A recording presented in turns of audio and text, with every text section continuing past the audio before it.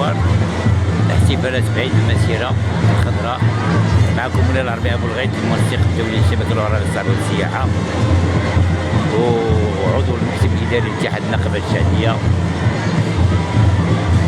وعضو المجلس الإداري لجمعية الاتحاد الوطني للدبلوماسية التشاركية، فاعل جمعوي وحقوقي وإعلامي.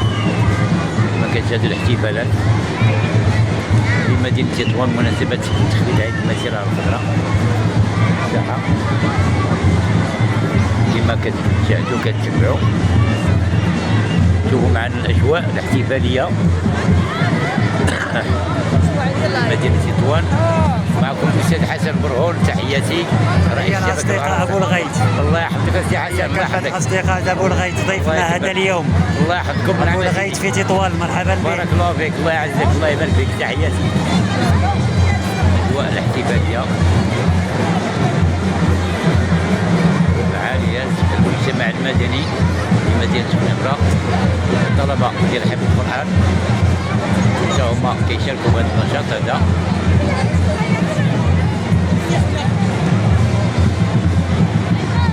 حماة القرآن.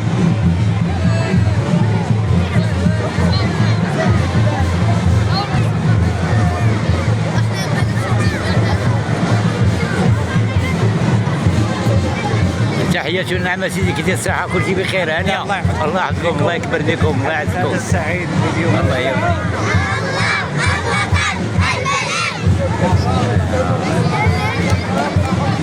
تحياتنا للجميع. هذا التلاميذ ديال المدرسة ديال لاله مريم. المدرسة ديال لاله مريم. مرحبا مرحبا.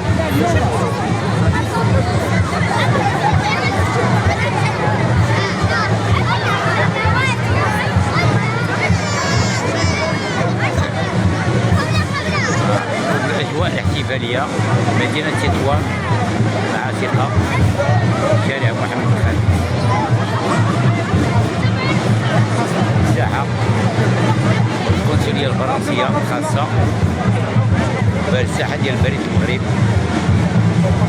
بريد المغرب، الطلبة ديال حفظ القرآن، الراية المغربية، الاحتفالات جارية كالعادة دائما.